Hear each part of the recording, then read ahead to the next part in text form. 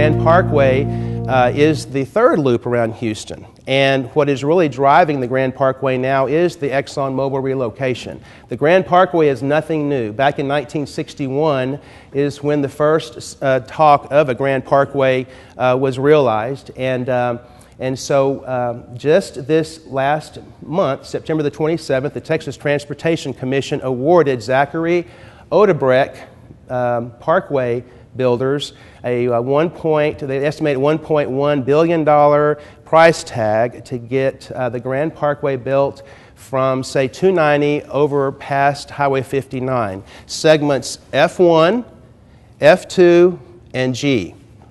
And the F2 segment that will run across I-45 goes just south of the ExxonMobil campus. And Exxon had more or less said, hey, Governor Perry, if you want us to relocate to that area, we need that Grand Parkway. So the Grand Parkway is going to be Houston's third loop around the area, and it's going to cross more or less State Highway 249 at Boudreaux Road. And we're looking for that to start construction in January. You know, if you've been around here for a long time, you've heard about the Grand Parkway, and the word was, oh, I'll be dead by then. Well, no you won't. No you won't. They're buying up land now, and they're serious about getting it started, and they are looking for about a 32-month build-out period. So they want the Grand Parkway, those three segments, to be built by the time the ExxonMobil campus opens. 249. Now, this is a true story. This is State Highway 249 at Spring Cypress, and I told Brandy a while ago, we've had this picture in our file, and I was looking a while ago, and I said, I think that was probably during the hurricane. But it's an actual photograph, okay? It's not quite that bad every day. But hey, the commission, you know, when we show this to the Texas Transportation Commissioners, they don't know the difference, okay?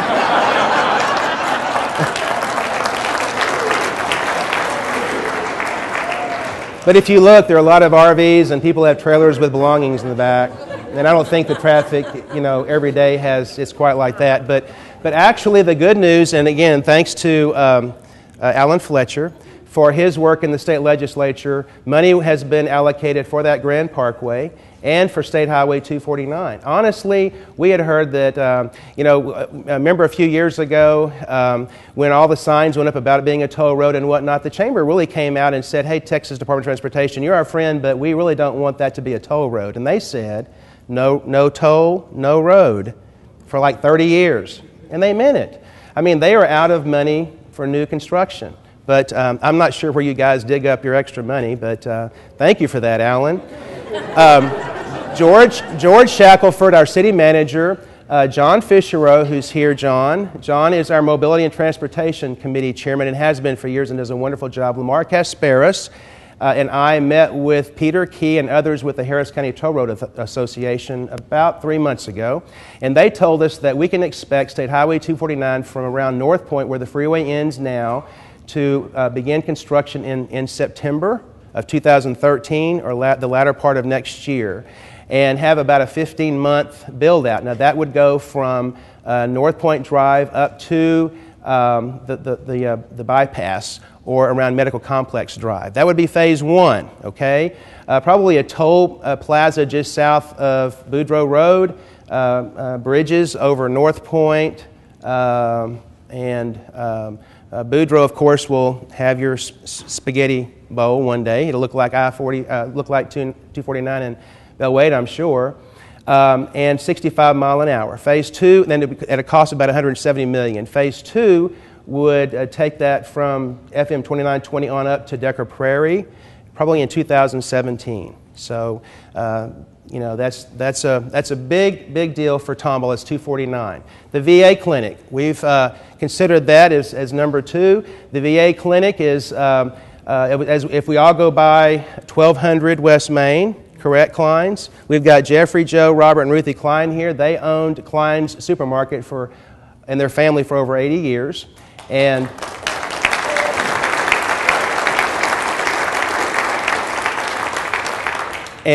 through a lot of hard work since 2004 on Congressman McCall's part, the VA clinic Thank you, Congressman.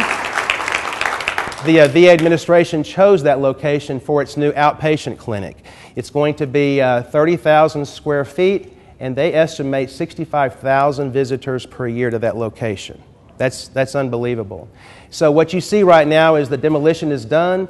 They should start this month in its construction. In May, they should be finished construction. June, putting in the equipment. In July of 2013, it should be open. This is going to be good for retail, shoppers, restaurants, gas stations, all of us, in one way or the other, to have that many people, hotels, to have that many people come to visit our town over a year's time. Okay, now the number one we chose was Baker Hughes. Baker Hughes is located currently at the intersection of FM 2920 and FM 2978. And they have announced a major expansion of about phase one, about $54 million. They're purchasing property on the northeast corner of State Highway, of FM 2920 and FM 2978 to make Tomball their Western Hemisphere Educational Center. Do you know where their Eastern Hemisphere Educational Center is? Dubai. Can you imagine? Tomball and Dubai in the same sentence.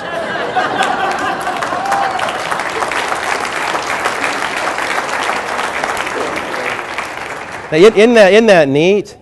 They expect, and believe it or not, they expect to bring in between 55,000 and 70,000 of their employees from around the world to that location annually. Now, some of their later phases of construction would include some dormitories and whatnot, because they right now really fill up our local hotels.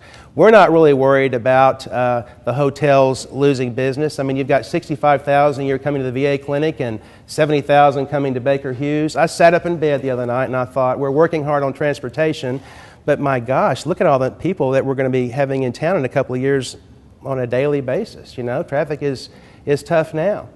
So I want to tell you about Baker Hughes and the fact that, you know, I'm not a bragger. I'm a very modest person, and I want to take you back to 1980 when Diane Holland was the chamber president. Diane Holland, Billy Joe Lovett, and Milton Havlick flew to Dallas, and what had been established at that point was the Tomball Industrial Development Corporation. There was no Tomball Economic Development Corporation at that time, but the state of Texas had some tax incentives that the Tomball Chamber developed and applied for to get B.J. Titan to Tomball. B.J. Titan is who first came to that location. And then there's another company in Tomball that took advantage of the same thing, and that's American National Carbide, which is on South Cherry Street, close to St. Anne's Catholic Church. So during the 1980-81 time frame, Tomball was fortunate to get B.J. Titan to locate here, and then American National Carbide. And both are expanding. American National Carbide has 75 employees and maybe going up to 125 or more. That's not like Baker Hughes, but that's still big. We're about bringing jobs to Tomball. And we have awesome partnerships with the Tomball Economic Development Corporation and our city in order to do that. Okay, the one thing that I want to end on several things, but I do want you to know that I've been at the Chamber for 18 years, but I've been involved in the Chamber for probably over 30. And we have never in our life had better relationships with those community leaders and business leaders here in this area. And I'm talking about our city of Tomball. We have an awesome mayor, city manager, and council, and the Tomball Economic Development Corporation, Kelly and Tiffany. We know that we're all better together. If there's one entity that has, thinks that they run this show and you go do your thing, it just doesn't work. But we share so much together, and that's Tomball is in it's in the ripe of its time right now. It is it is amazing what is really going on here. And I really thank the EDC, the city, our school district, our hospital, and really Tomball having a corridor down 249 of good quality hospitals. But we do a lot of good things and do a lot of good work together. Now, I want to end on saying that, number one, if I'd have just told you one of those 10 things, that'd have been a big deal, right? I mean, don't you agree just one of those 10? If I'd have just talked about the Grand Parkway today, that would have been a big deal. But we had 9 other things that over the next few years is going to really change the face of Tomball.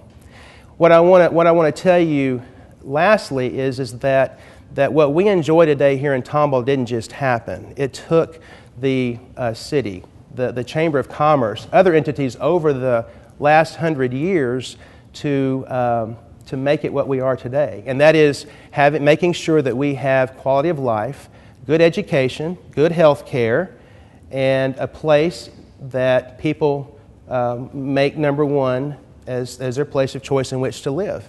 And so things like that don't just happen, and it's our turn, guys. You know, I know I'm only in this position for a short time. You're in your positions for a short time, and it's our duty to pay it forward for our next generation.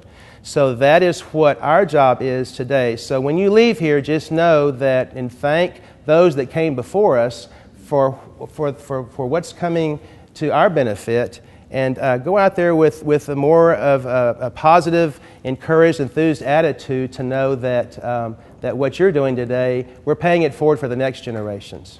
Anybody have any questions? Good, because it's 5 after 1.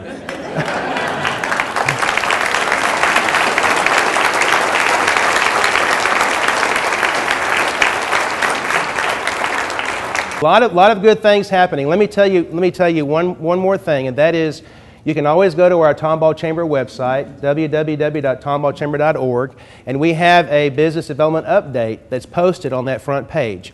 Click that, and you can know everything going on in Tomball. You know everything that I know, and that's a lot. Thank you very much.